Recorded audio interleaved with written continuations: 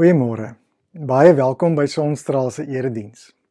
Vanwaar jy ook al vanoggend mag inskakel, mag jy iets van die eenheid met God en met mekaar beleef. Al is ons nie vanoggend fisies in kontak met mekaar nie.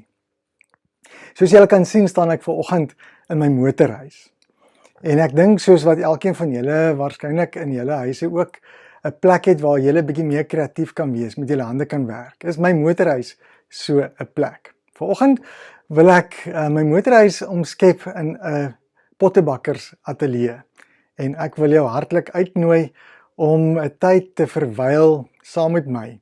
Hier met 'n stuk klei in my hande en hier in die ateljee waar ons 'n bietjie met klei gaan speel.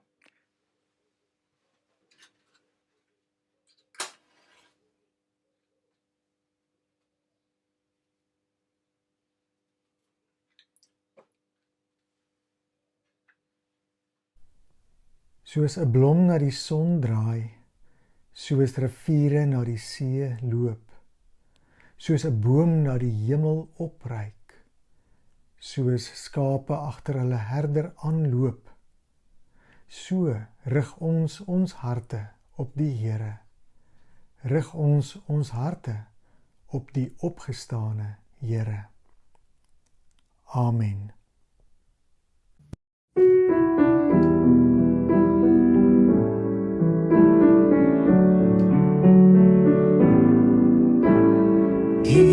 Jesus, groot bo almal, sterke verlosser, magtige Heer en Heiland, Immanuel, God is met ons, reddende Here, lewende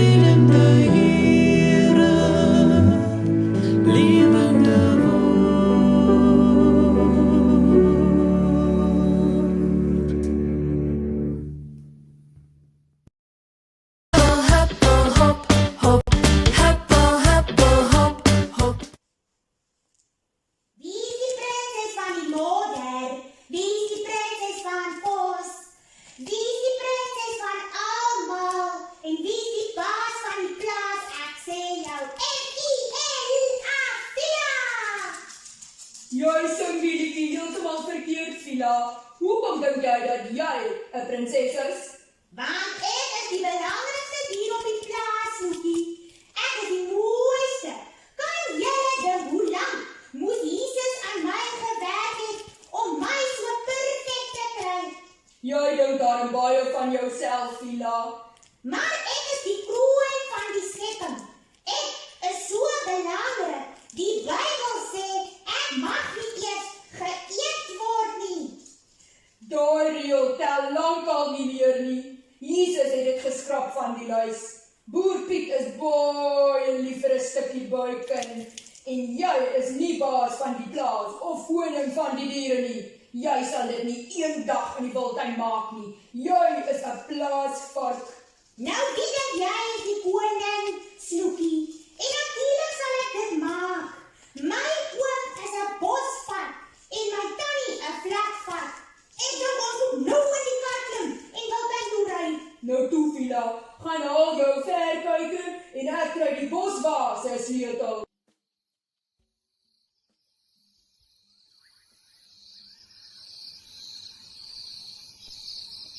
Dis daarom warm hier in die bosveld. Jy moet kyk vir diere. Ek sien iets met strepe. Dis 'n zebra. En ek sien 'n groen monster.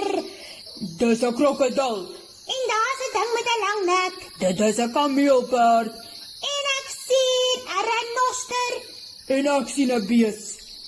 En ek sien 'n olifant met 'n slurpie van voor en 'n slurpie van agter. Daar is 'n leeu. Dit is 'n kat. Dit is 'n kat, maar dis 'n leeu en hy is die regte koning van die Bosveld. En weet jy hoekom? Ek weet, want hy tande wat jou kan eet, my kind. Nee, want dit is hoe God hom gemaak het. God het ons almal gemaak en het ons baie lief. En ons moet bly wees. Ons is almal ewe belangrik vir God. So dit maak nie saak of ek 'n bosvark of 'n vlakvark of 'n plaasvark is nie. Nee, ons is elkeen gemaak deur God en ons het elkeen 'n werkie en is ewe belangrik. En ons moet kyk na mekaar, want dis God wat vir ons lewe gee en ons vorm. Nou toe, Vila, kom ons sing 'n liedjie oor die Bosveld.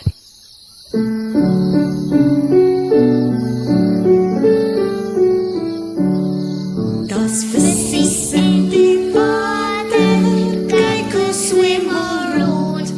Daar's voeltjies in die lug, en daar's diere op die grond. Daar's blomme in die velde, daar's riete in die vlei. Wie sou dit ons gemaak het? Die Here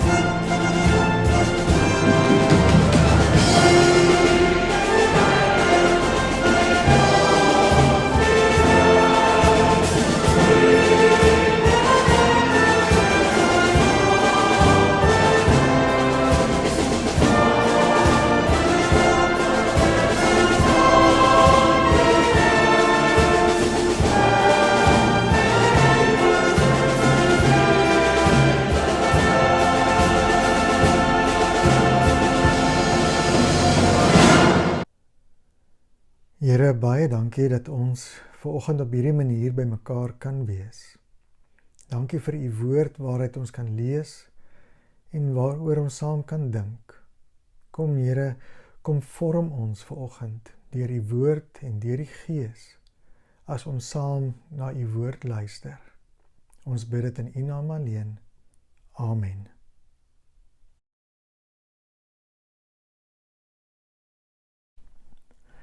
Die woord van die Here het tot Jeremia gekom.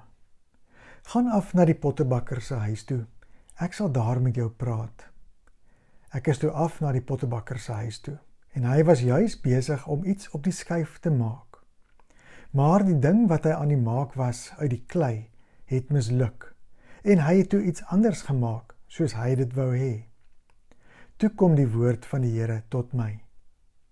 Kan ek nie met julle doen wat hierdie pottebakker met die klei gedoen het nie, Israel? Vra die Here. Soos klei in die pottebakker se hand, so is julle in my hand, Israel. Een oomblik kondig ek aan dat ek 'n nasie, 'n koninkryk sal afbreek, sal uitroei, sal vernietig. Maar wanneer die nasie hom bekeer van sy boosheid, waaroor ek hom wou straf, sien ek af van die straf wat ek oor hom wou bring. En die volgende oomblik kondig ek aan dat ek die nasie en die koninkryk sal bou en sal vestig. Maar wanneer hy doen wat verkeerd is in my oë en ongehoorsaam is aan my, sien ek af van die goeie wat ek aan hom wou doen. Maar sê nou vir die mense van Juda en die inwoners van Jerusalem, so sê die Here, ek berei vir julle 'n ramp voor. Ek is besig om 'n besluit oor julle te neem. Elkeen moet hom of haar van hulle verkeerde lewe bekeer. Maak julle lewe en julle dade reg. Maar hulle sal sê, dit help nie. Ons wil lewe soos ons wil. Elkeen wil hulle eie koppige, slegte lewe lei.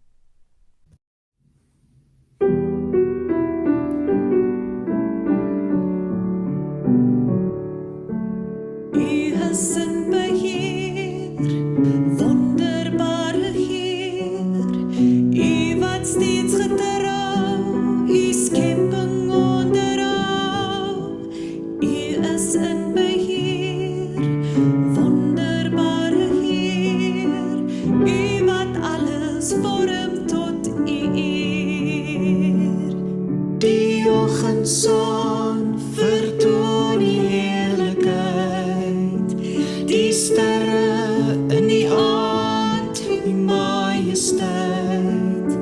As ek om my kyk, kan ek meer van U begryp, en ek weet opnuut, U is 'n werklikheid. U is in beheer, wonderbare Heer, U wat steeds getrou, U skepping onderhou.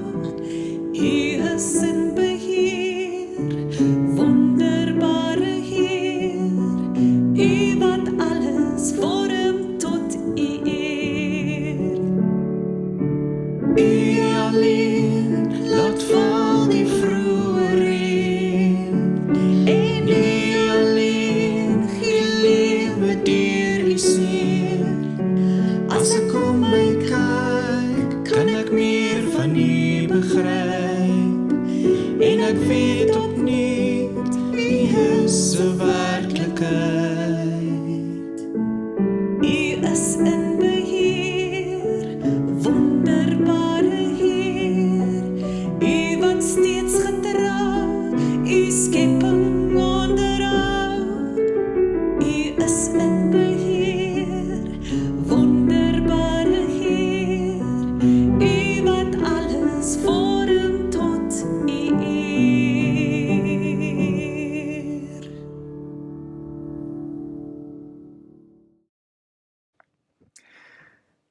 Daar is 'n uitdrukking wat ek deesdae baie hoor, naamlik daar kom 'n nuwe normaal.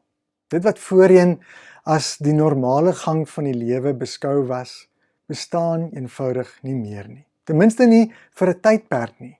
En wanneer die grendeltyd verby sou wees en ons 'n greep op die virus sou kry, sou die impak daarvan so groot wees dat ons nie meer dieselfde sal leef nie. Dat ons nie meer dieselfde sal wees nie. Daar het diep veranderinge in hierdie tyd met ons plaasgevind. Veranderinge waaroor baie van ons reeds baie mooi stories kan vertel.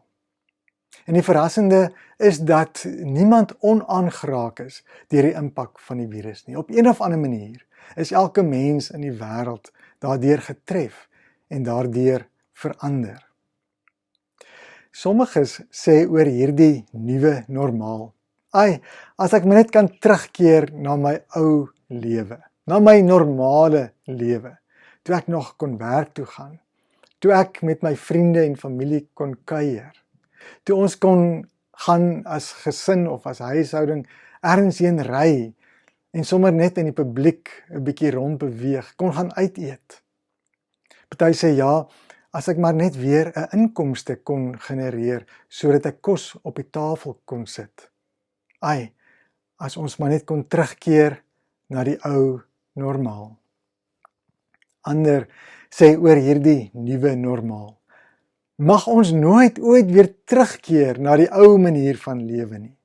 Dit is mense wat in hierdie grendeltyd tyd gehad het vir hulle self, vir mekaar, vir dinge waarvoor hulle nooit anders tyd sou hê nie. Iemand vertel daarvan dat hulle in hierdie tyd hulle klein seentjie sy eerste baba treetjies kon sien neem het. Iets wat hulle moontlik sou mis as hy in die crash sou wees en as die ouers by die werke sou wees. Daar's mense wat vertel van die mooi en die eenvoud wat hulle raak sien. Dat hulle in hierdie tyd geleer het wat dit beteken om geduldig met mekaar te wees, om vir mekaar te vergewe, om saam te lag, om saam te huil, om saam te speel. Dit is mense wat geleer het om te verander dit wat jy kan, maar om te vertrou vir dit waarop ons hoop, dit wat ons self nie kan verander nie. Vir hierdie mense sal die terugkeer na die ou normaal 'n verarming beteken. Tans staan ons hier in 'n oorgangstyd tussen die vorige normaal en die nuwe normaal. En dinge is besig om onherroepelik te verander. Dit is besig om ons onherroepelik te verander.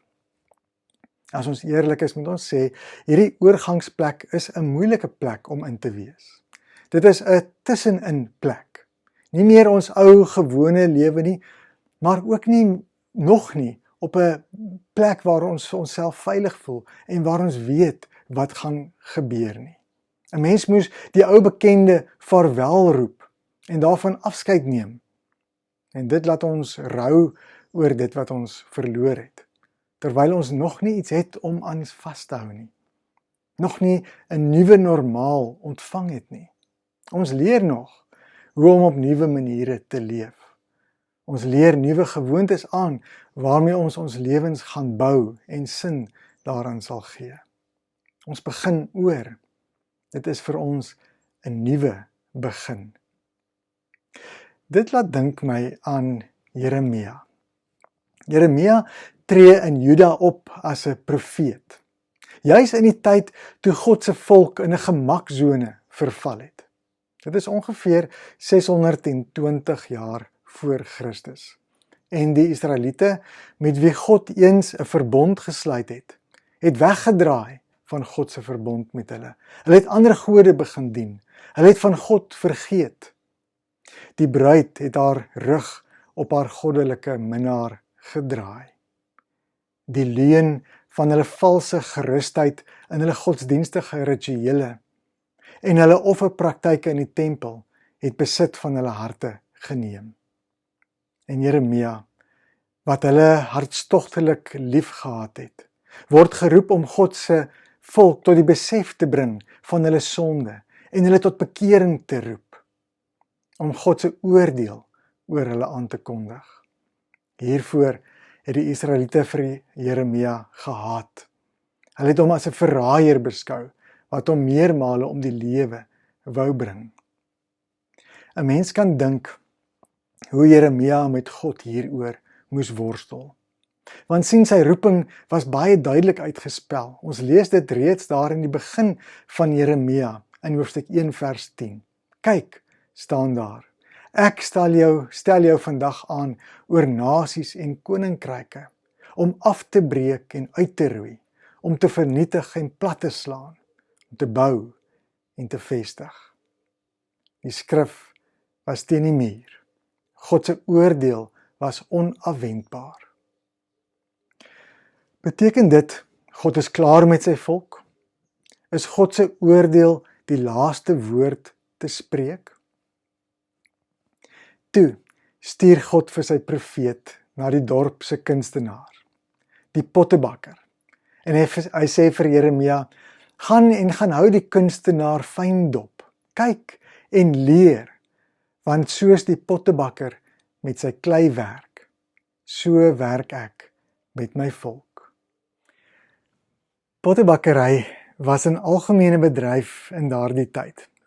Hulle het nie houers van karton en plastiek en glas gehad om hulle produkte in te bære soos wat ons vandag het nie. Die pottebakker het met die klei uit die omgewing die potte en die bakke gemaak wat hulle as houers gebruik het. Verskillende groottes, verskillende vorms, elkeen met hulle eie doel. Die Here wys hier eintlik vir Jeremia iets van homself. Hy herinner vir Jeremia aan Genesis 2 vers 7, waar vertel word hoe God die skepper vir die mens uit klei, uit die stof van die aarde gevorm het. Dit is interessant om te weet dat die Hebreëse woord vir grond en vir mens dieselfde wortel het, dieselfde basis het. Ons is uit klei gevorm deur die pottebakker. Nadat hy ons die klei gebrei het en met sy kunstenaarshande gevorm het en glad gesmeer het, het hy asem in sy nuwe skepingswerk geplaas. So, wat leer Jeremia terwyl hy so sit en kyk na die pottebakker? In vers 6 lees ons dat Jeremia met eens besef dat die Here nie klaar is met sy volk nie. Hy is steeds besig daar by sy pottebakkerswiel, besig om hulle te vorm. Ja, selfs tot nou toe, na al die eeue, is die verbondsvolk steeds soos klei in die hande van die Here. Hy wil hulle steeds kans gee om verander te word. Hy neem die sagte klei in sy hande om hulle weer en weer te vorm. Sien, in 'n pottebakkersateljee, sien die mens die verskil tussen klei wat reeds gebak is en klei wat nog sag en vormbaar is. Gebakte klei is droog en hard. Die vorm is gegiet, dit is permanent. Dit is funksioneel en dit is selfs mooi om op 'n plek te sit vir dekorasie. Dit is bros. Dan is daar die sagte klei, waarmee die kunstenaar nog kan werk, mooier maak, kan verander, aanpas, beter maak vir die doel waarvoor dit beplan is. Hy kyk daarna om te besluit, gaan hy dit hou of gaan hy dit oormaak? Of gaan hy hier 'n bietjie en daar 'n bietjie verander, net soveel keer soos wat hy wil. Dit is hierdie beeld wat Jeremia daar in die pottebakkersateljee ontvang. God is die kunstenaar, wat met klei in sy hande bly werk, hard werk, terwyl die klei vormbaar en soepel is.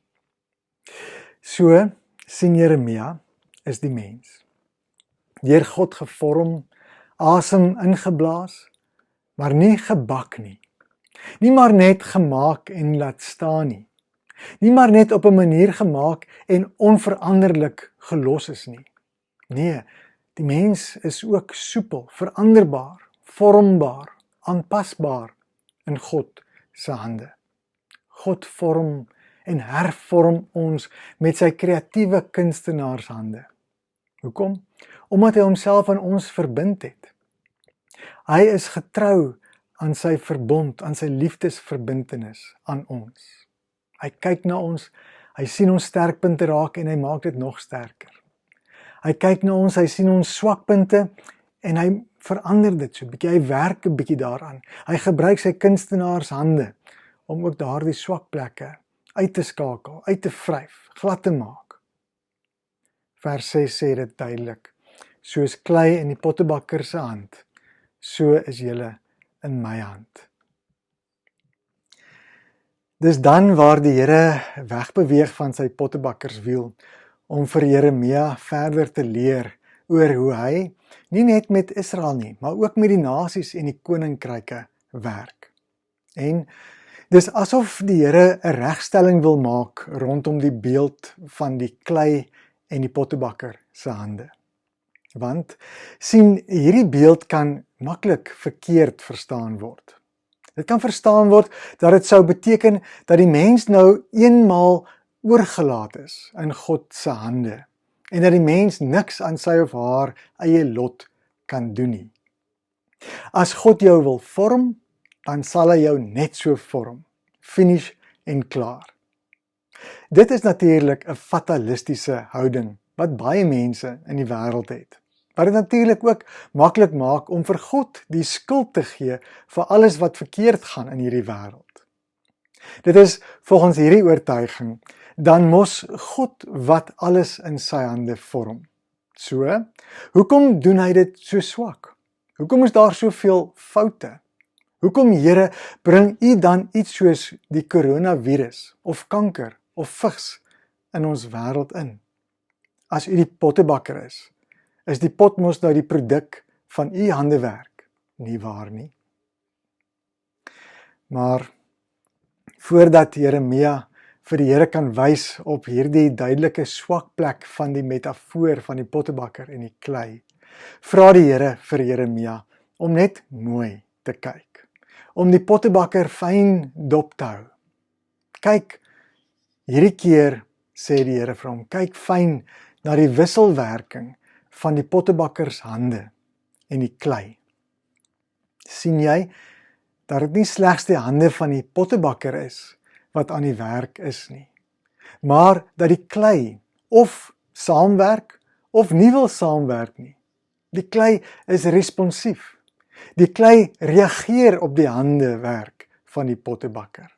Nie elke keer op dieselfde manier nie. Dan skuif die klei hierdie kant toe en dan vou dit daardie kant toe. Dan laat dit die merk van die druk van 'n vinger toe en dan weer nie. Die klei bepaal selfs by tye die volgende beweging van die kunstenaars se hand. Want die kunstenaar is ingestel op die klei, sensitief vir die aard van die klei. Ja, dit is hoe dit met 'n pottebakker en haar werk gaan. Daar's geen vooruit beplande eindresultaat nie. Op 'n manier kry die kunswerk die vorm van sy eie. Die produk is dinamies. Tot aan die einde toe is dit nog nie klaar nie. Kan dit nog weer en meer verander.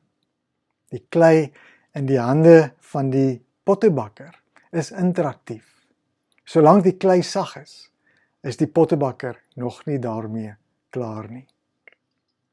So sê die Here vir Jeremia in verse 7 tot 10. Een oomblik spreek God sy oordeel oor 'n sondige nasie uit. Sy plan om hulle te vernietig. Maar waar daardie nasie wegdraai van hulle bose gewoontes, sien God af van die straf wat hy oor hulle aangekondig het. Een oomblik sal God aankondig dat hy 'n nasie bou en vestig, maar waar daardie nasie ongehoorsaam is en net hulle eie belange volg, sien die Here af van sy goeie planne wat hy met hulle wou doen. So het die hande en die klei wederkerig 'n invloed op mekaar en verander die een die ander. Die vraag is dus nie of die klei in die hande van die pottebakker is nie. Dit is verseker. Die vraag is eerder, hoe reageer die klei op die hande van die pottebakker? Want sien, die pottebakker kan so hard werk as wat hy wil, maar as die klei nie reageer nie, kom daar niks van nie. Wat nodig is 'n samewerking tussen die klei en die pottebakker. Die Here kan ons nie forceer nie. Die Here kan ons nie druk om te verander nie. Die keuse bly ons in, of ons wil reageer op sy vormende handewerk in ons lewens, of nie. Is ons soos hardgebakte kleipotte, wat weier om verder gevorm te word? Klou ons vas aan ons ou lewens, dit waarmee ons tevrede was, dit wat vir ons gewerk het, waarna ons gewoond geraak het, waarmee ons gemaklik geword het? Of is ons vormbaar, is ons veranderbaar, om die nuwe, wat die pottebakker in en met ons na vore wil bring, toe te laat, om te kan gebeur. So het God sy vormingswerk klaar afgehandel, met corona en kanker en pandemies en al? Nee. God is nie die outeur van enige ellende nie. Hy laat dit ook nie toe, asof die klei in iemand anders se hande beland, wat dit vervorm, en dat hy deur die ateljeevenster loer, hoe sy handewerk aangetas word nie. So is God nie. So is geen pottebakker oor haar klei nie. Nee, waar die klei broos en swak is, omdat dit klei uit die aarde is, waar die klei onsuiverhede bevat, wat aan die klei kleef, want so is die stof van die aarde. Daar skenk die pottebakker meer aandag. Kyk sy dieper, kom sy nader, en kom haar kunstenaarshande in beweging, en gee die pottebakker haarself, ter wille van die klei. God is nie die outeur van die kwaad nie.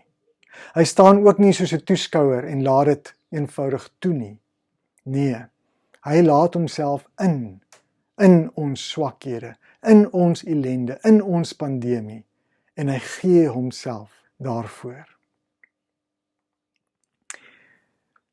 So roep die Here vir Jeremia terug na die pottebakkerswiel en vra hy moet mooi kyk, want sien die klei is nog sag. Dit is nog nie gebak nie. Sien, pottebakkers gooi nooit klei weg nie. Ook nie items wat gekraak is of wat gebreek is of wat nie na bevrediging gevorm is nie. Die stukke klei word altyd weer uitgehaal uit die herwinningsbak uit. Dit word weer so 'n bietjie nat gemaak. Dit word verder gevorm of dit word saamgepers om van vooraf iets nuuts van gemaak te word. Hoor jy, Jeremia? So sê die Here, so werk ek met my weerbarstige volk. Ek vernietig hulle nie, ek verdoem hulle nie, maar ek haal hulle uit die herwinningsmandjie uit. En ek het vir hulle 'n nuwe plan. En ek werk weer om hulle te vorm. Gaan Jeremia, gaan sê jy dit ook so aan hulle. Sê, hulle moet terugkom hier na die pottebakkerswiel toe, want ek is nog nie klaar met hulle nie. Daar is nog werk. Ek sal hulle vorm en ek sal hulle verander. Ja, ek berei 'n ramp voor, maar ek is besig om te besluit. Dis nou julle kans om gevorm te word. God kan ook sy besluit verander. Die slegte nuus is dat Israel nie tot insig, of tot berou, of tot bekering gekom het nie. God se oordeel het hulle hart getref. God het hulle aan die magtige Babiloniërs en Assiriërs oorgelewer. Maar steeds was die klei sag. God het met sy volk bly werk. Hulle bly vorm en weer teruggebring uit die ballingskap. 'n Nuwe begin. Die pottebakkers God se trou triomfeer oor die ontrou van sy volk. Dit is die Paasevangelie reeds in die Ou Testament.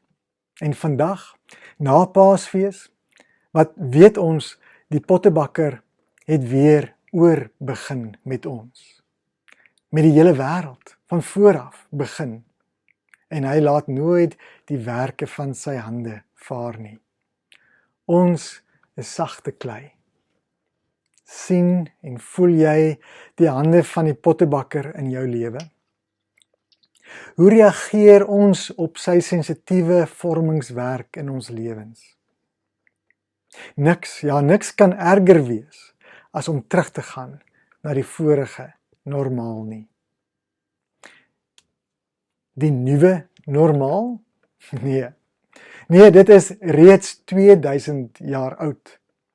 Maar dit is juis in tye wat dit sleg gaan, krisistye, pandemietye, grendeltye, tussenin tye, wat mens teruggeroep word ateljee toe, om te sien hoe die pottebakker steeds besig is om hard te werk, om ons te vorm na die beeld van Jesus, en dat hy daarmee aanhou, want hy is nog nie klaar met ons nie. Amen.